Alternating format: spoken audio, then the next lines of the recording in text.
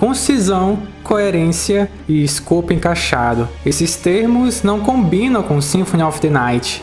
Se dissessem hoje em dia que lançará um jogo novo de uma franquia famosa, porém feito com um orçamento baixo, estilo visual retrô, que em sua produção ocorreram sucessivos atrasos, que ele muda drasticamente suas características e tem um menu horrível, com certeza esses fatores diminuiriam sua vontade de jogá-lo. E foi isso que aconteceu com Symphony of the Night em 97. Ele tinha tudo para dar errado. A sinfonia começou baixinha, tímida, desafinada, mas no decorrer do tempo ressoou e até hoje não deixa de encantar diferentes gerações. O que é Castlevania Symphony of the Night? Uma maravilhosa pilha de segredos.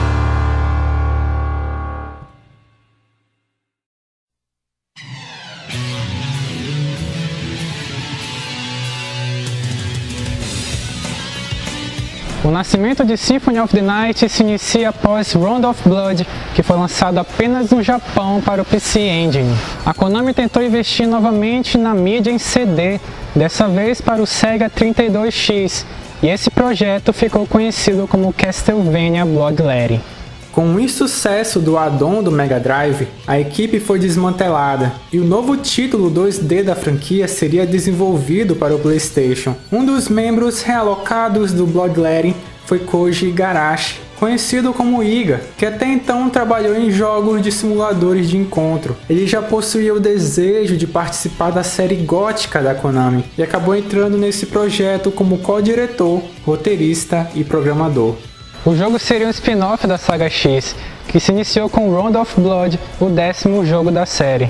Toru Hagihara continuaria sendo o principal diretor, mas o que de fato se estabeleceu nesse jogo foi a tríade sagrada da série Castlevania, composta por Koji Igarashi, a ilustradora Ayami Kojima e a compositora Michiru Yamane.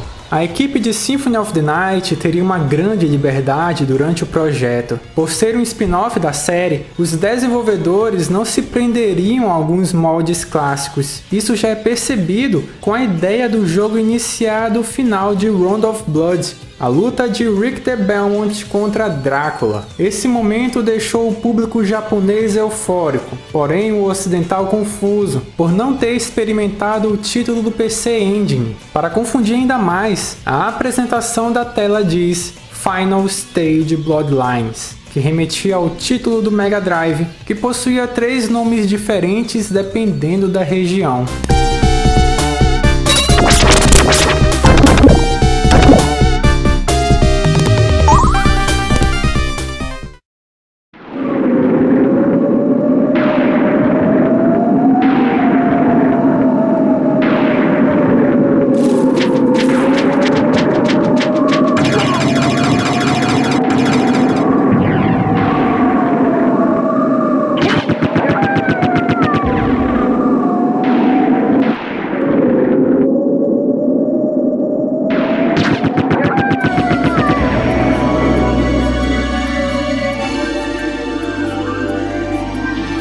Depois dessa batalha, o jogador chega ao ambiente familiar da entrada do castelo, porém com um personagem diferente. Alucard, que apareceu em Dracula's Curse do Nintendinho. A Konami divulgou que se jogaria com um meio humano pouco antes do lançamento, após o jogo introduzir elementos do layout inicial padrão dos jogos da série, como o corredor com zumbis e a escadaria descendente que leva à parte aquática dos Mermans. O jogador percebe o que seria o grande impacto de Symphony of the Night. Vários caminhos a se explorar, que apenas um no momento era acessível. Você inicia o jogo com a sensação de poder, pois com apenas um golpe se derrota inimigos 3 vezes maior que seu personagem, até que a morte aparece e desarma Alucard, sendo a forma do jogo terminar o serviço de desarmar todos os conceitos pré-estabelecidos que o jogador possuía antes de entrar no castelo.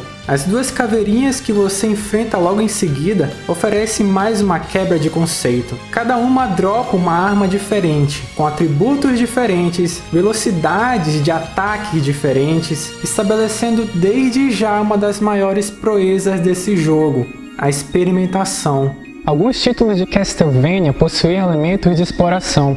O primeiro foi o Vampire Killer, que lançou um mês depois do primeiro jogo da série.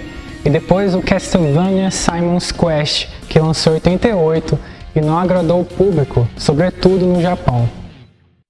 Depois dele, a Konami introduziu elementos multilineares menos ousados, com Dracula's Curse e Round of Blood principalmente. Foi baseado nessa frustração com Simon's Quest que Iga se interessou em fazer um jogo menos linear. Symphony of the Night tem elementos de Super Metroid, basta ver um mapa formado por quadradinhos, mas a cerne da exploração, do fator backtracking, Iga se baseou na série The Legend of Zelda. Tanto é fato que podemos atribuir a adição dos escudos como um ponto que justifica essa inspiração.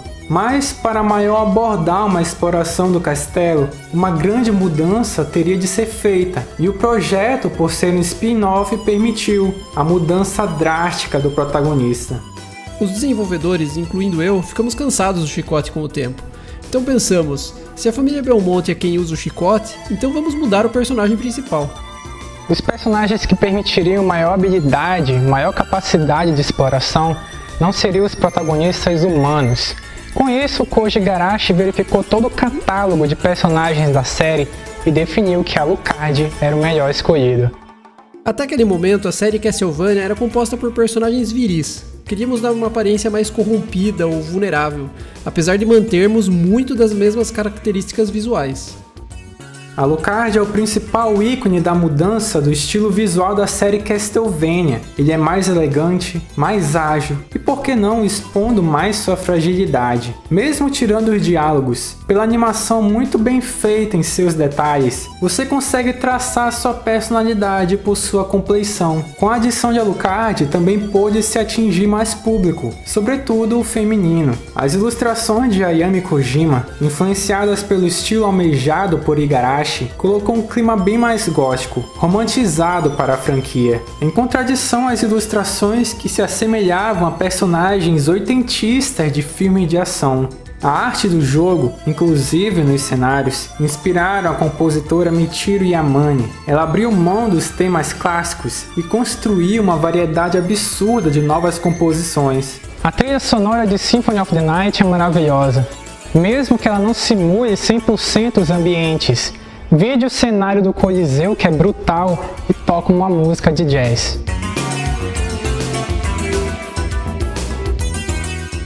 E aí galera, eu sou o Marcos Tirso e eu vim lá do podcast do Bichos Geeks. E é um prazer enorme estar aqui no canal do Sorel para falar sobre um dos jogos mais importantes da biblioteca do PlayStation. Não só isso, Symphony of the Night foi o jogo que marcou a minha vida. Além dele ter sido o primeiro jogo que eu peguei pro meu PlayStation, também foi o jogo que me definiu o estilo Metroidvania, que me apresentou esse estilo. Um estilo que até hoje eu sou viciado. Eu sempre procuro jogos novos com recompensas baseadas em exploração igual ele é. Tantos jogos side-scrollers que vemos por aí hoje, principalmente indies, são desse estilo, foram influenciados por Symphony of the Night, além dele ser um divisor de águas para toda a franquia Castlevania. Ele é um jogo que envelheceu muito bem, e ele é altamente recomendado para quem nunca jogou, mas quem gosta de jogos de exploração com uma pitada de quebra-cabeça. Symphony of the Night foi um jogo que marcou minha vida, mas porque sua jogabilidade, cada detalhe faz tudo valer a pena. Apenas joguem, deem uma chance para ele.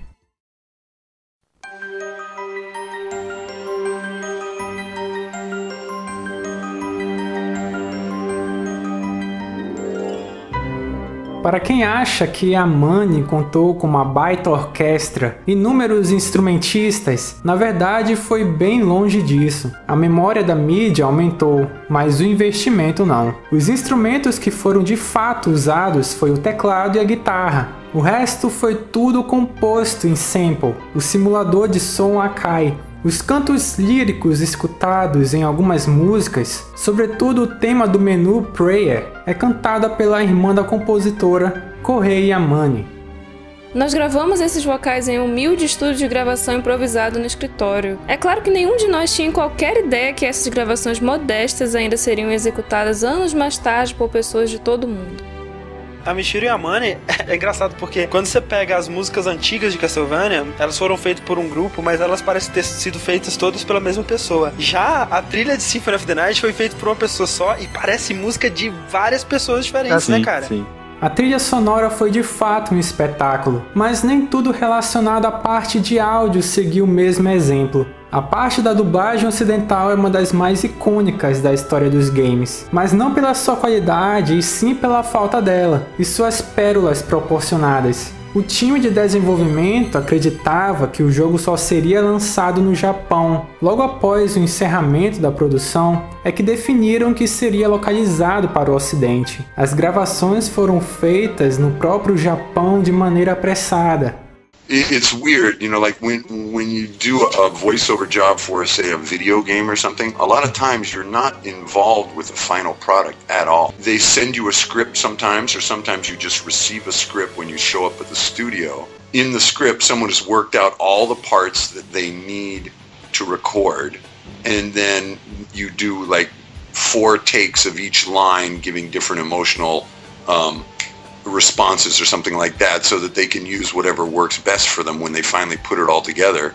And you kind of read down a list, so you don't even know what the story is about a lot of the times. You're just reading these lines, and you know, you try to imagine what's going on with the action as best you can, and you know, and then at the end of reading all of these random lines that are completely disconnected, then they'll say, okay, now we need some damage. You know, so you go, or, you know, you die a little bit more painfully, you know, and you do that for about 20 minutes or however much they need, and then they go, okay, I think we have enough, and then later on, they put it all together, you know.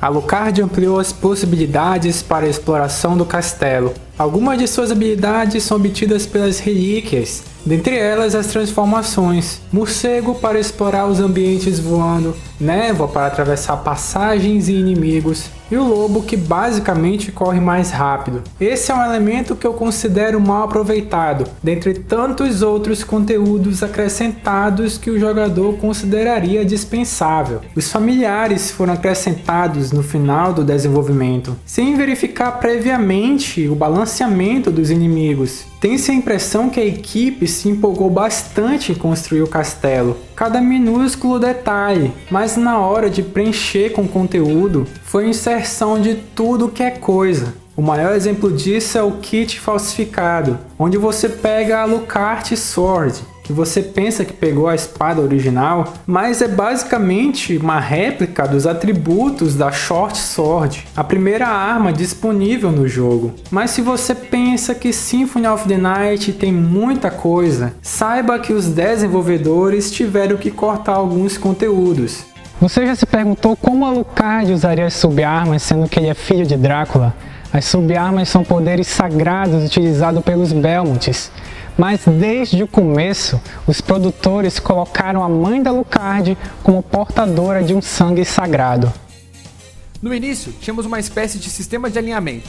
Se você usasse bastante subarmas, ficaria com o alinhamento divino, e se usasse mais magia, iria para o alinhamento das trevas.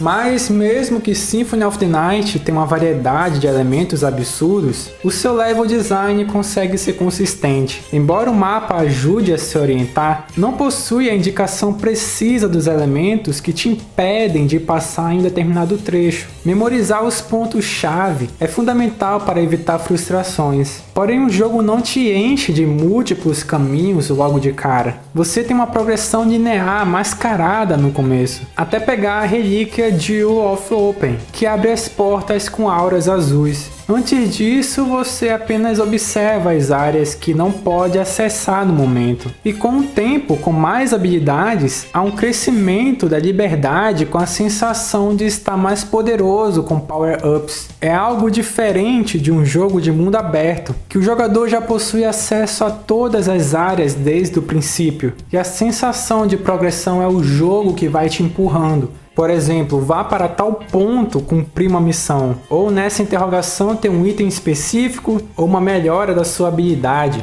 Acredito que é nessa recompensa de se sentir mais poderoso é que Metroidvania se diferencia em outros gêneros, pois você se sente o dono da história, você controla todas as ações e não o contrário. Outros jogos precisam acrescentar inúmeros recursos de feedback das suas ações, múltiplos diálogos diferentes, expressões faciais refinadas. Mesmo um Metroidvania que não tem um enredo bem elaborado, você se sente uma jornada. Os ambientes que passou, os segredos que descobriu, as batalhas, tudo isso compõe uma narrativa pessoal de cada jogador.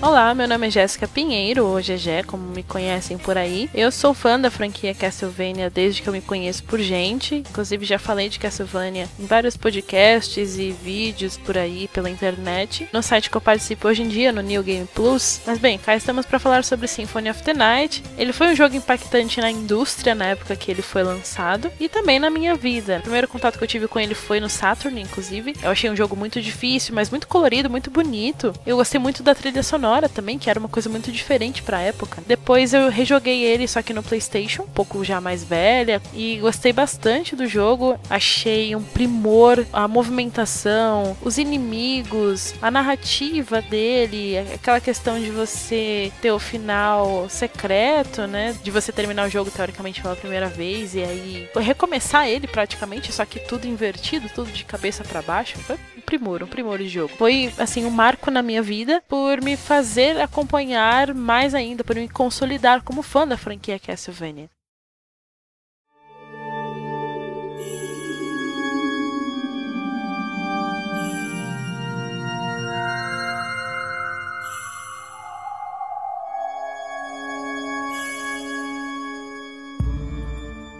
Royal Chapel é o exemplo de level design bem aplicado. Seu mapa é bem objetivo e simbolicamente oferece um sentido. Pelo fato de você estar numa progressão ascendente, subindo as escadas e se perguntando, para onde isso vai me levar? Nisso, o próprio ambiente oferece uma narrativa embutida. Em Harmony of Dissonance há duas áreas semelhantes. A Chapel of Dissonance, que até tem uma estrutura ascendente, porém com corredores horizontais. E a Skywalkway, que é simplesmente uma bagunça, um cenário de múltiplos caminhos. Esses singelos detalhes podem explicar o fato do castelo do Symphony of the Night ser mais carismático, digamos. É um reforço da ambientação para o jogador querer continuar jogando. Pela descrição, Symphony of the Night poderia ser um jogo de 16 bits refinado, onde você progride por cenários diferentes até chegar a um chefe. Muitos de seus inimigos são reciclados desde o Super Castlevania 4 de 91, porém o fator de interligação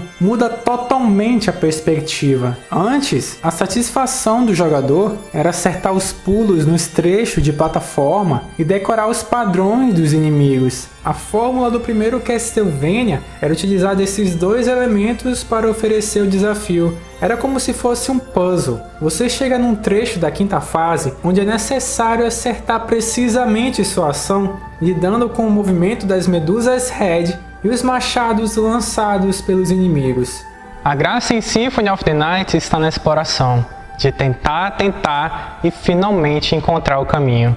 Com Como já falei, o jogo oferece mais controle ao jogador, o que não quer dizer tirar a essência da série Castlevania, que sua progressão depende de como reagir aos inimigos.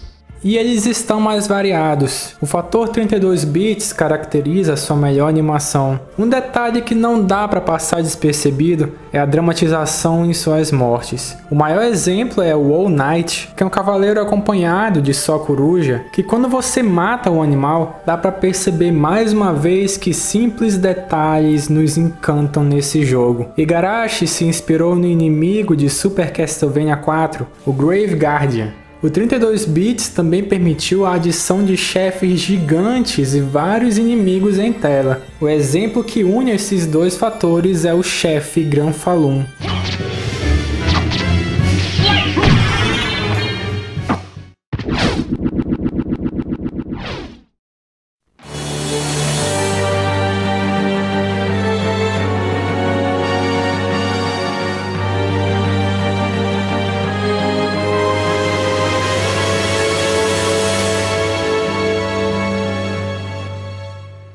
O principal motivo para a mudança de filosofia em Symphony of the Night foi a duração dos jogos, ou melhor, a relação entre as horas de entretenimento e o preço pago por ele. Igarashi queria mudar o estilo linear e breve para uma experiência bem maior.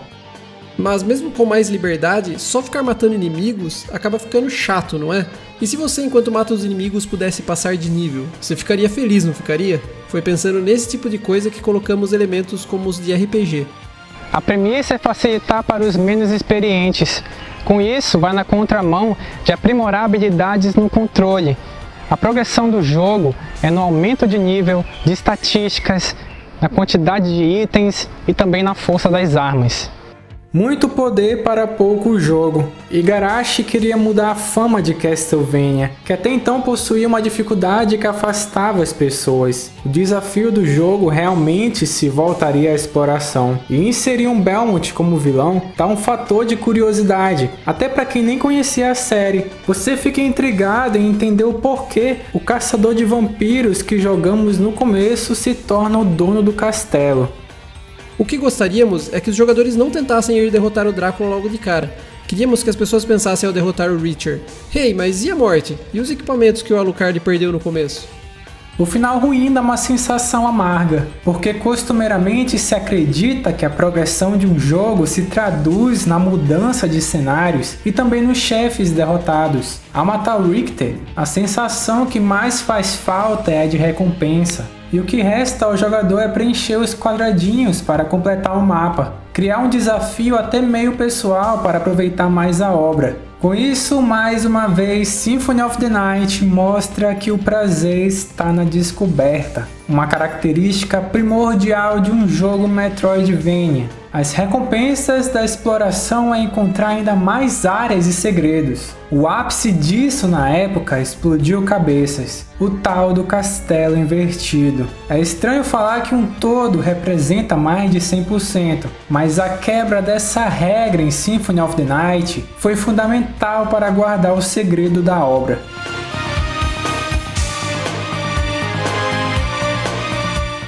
Olá, eu me chamo Rebeca, sou uma das editoras do blog girlsofwar.com.br. Bom, eu acho que, acima de tudo, o Symphony é um dos melhores exemplos do paradoxo da criação. Todo criador sonha em ter liberdade para criar o que quiser, da forma que quiser, na hora em que quiser, né? Mas, paradoxalmente, são as restrições que mais impulsionam a nossa criatividade. Quando a gente lê histórias de desenvolvimento dos jogos mais aclamados pela crítica, a gente percebe que, geralmente, as melhores decisões de design foram as alternativas que os designers e programadores encontraram para contornar restrições. E o Symphony, ele tinha tudo para ser um Castlevania genérico justamente por causa das suas restrições. Mas, por sorte, aconteceu uma convergência de pessoas certas, no local certo, na hora certa, decididas a investir na personalidade do jogo para garantir que o resultado fosse maior do que a soma das partes. E o conjunto todo ficou muito coeso, né? A estética gótica, a trilha sonora envolvente, um sistema de jogo robusto que preenche aquele mapa enorme de coisas interessantes para se fazer e descobrir. Com tudo isso, eles conseguiram criar um jogo atemporal e que eu acredito que nunca vai perder o seu lugar no panteão dos melhores jogos de todos os tempos.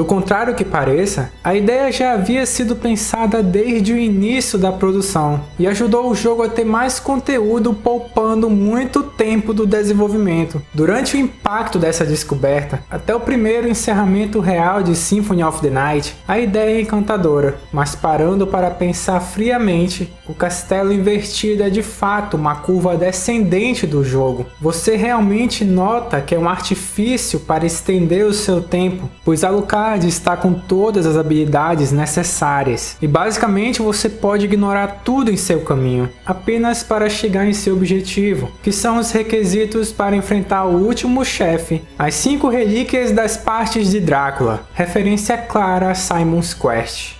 No novo castelo há inimigos novos, o level design se encaixa muito bem. Diria que é até mesmo genial a capacidade que tiveram de usar os mesmos cenários para novos tipos de desafios, mas o feeling do jogo é diferente. Dá para se notar na repetição de trilha sonora na maioria das áreas. Coloca-se chefes do castelo normal como inimigos comuns. Você já está totalmente poderoso. Aquele sentimento de progressão se perde. Você está apenas cumprindo objetivos banais. Realmente muita coisa em Symphony of the Night é questionável, mas o que faz essa obra ser tão especial é essa constante vontade de rejogá-lo e experimentar coisas novas. É algo que se busca implicar em várias características que já foram abordadas, mas no fim das contas é um sentimento muito difícil de explicar.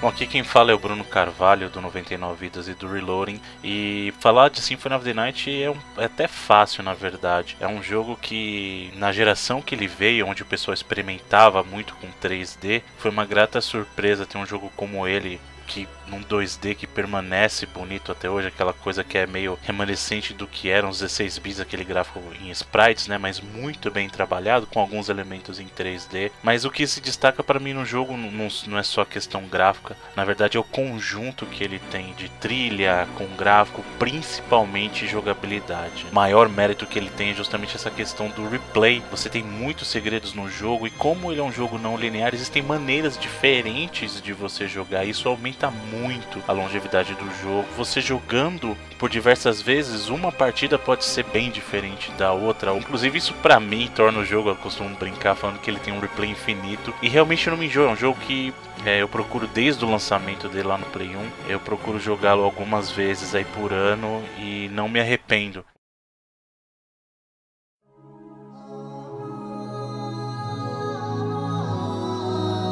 Um dos motivos de entender o porquê Symphony of the Night é tão bom é o fato dele ser vasto, recheado de detalhes, muitos deles considerados inúteis. Mas se pararmos para pensar, essa não deixa de ser uma característica muito apreciada nos dias de hoje. Vimos constantemente o esforço e a demanda de recursos das grandes empresas para oferecer em seus jogos mais ambientes para explorar, mais itens, equipamentos, habilidades, easter eggs, tudo para fazer o jogador entrar em cada mundinho desses e experimentar suas possibilidades. A diversão por meio da jogabilidade se sobressaiu a tudo. Até falhas se tornaram artifícios que aumentaram a durabilidade do jogo. Nesses 20 anos se tentou de tudo que é forma encontrar brechas para conseguir ainda mais porcentagem. Encontrar algo de novo que essa obra pode oferecer. Mesmo a versão do Sega Saturno, lançada 1 ano depois, considerada inferior graficamente e desapontar por apresentar mais loadings, instiga qualquer fã que ainda não jogou por conta de seu conteúdo extra.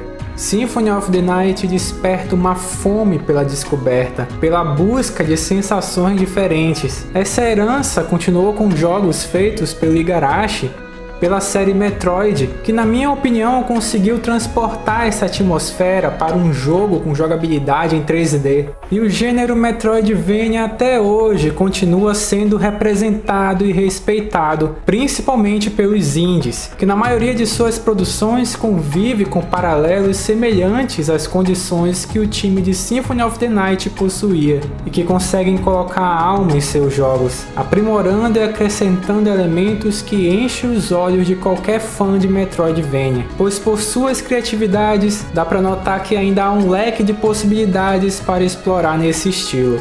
Symphony of the Night foi um jogo considerado secundário e de gráficos ultrapassados que se destacou no meio do oceano de títulos em 3D, que tentavam se aproximar de produções mais realistas, com temáticas mais reflexivas. Symphony of the Night é o trabalho de um grupo pequeno de pessoas que, sem restrições, tentaram seu máximo dentro das limitações. Eles improvisaram, acrescentaram detalhes até dispensáveis, mas tudo no intuito de oferecer a experiência mais divertida, mais recompensadora. Não existe jogo perfeito. Quando se trata de arte, do toque da humanidade, a palavra perfeição é uma afronta, porque o que é bem definido, que não tem falha, só possui uma faceta e não permite múltiplos olhares. A Sinfonia da Noite pode ser notada, vivenciada e relembrada de diferentes formas. E cada um de nós possui um sentimento particular que compõe os acordes desse maravilhoso jogo ao longo dos anos.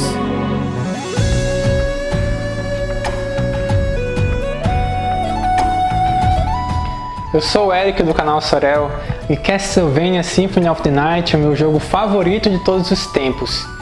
Vários elementos que eu gosto em um jogo foi ele que definiu, define e vai continuar definindo para o resto da minha vida.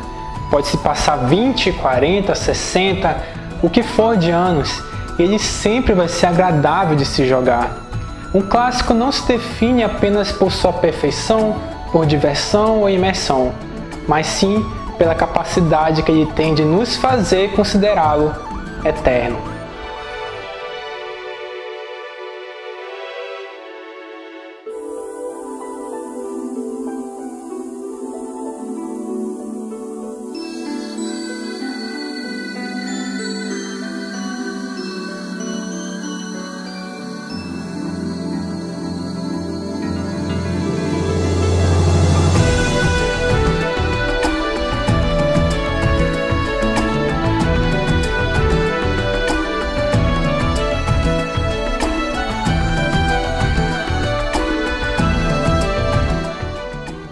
Sub-armas são poderes sagrados utilizados pelos Belmont. Desde o começo da produção,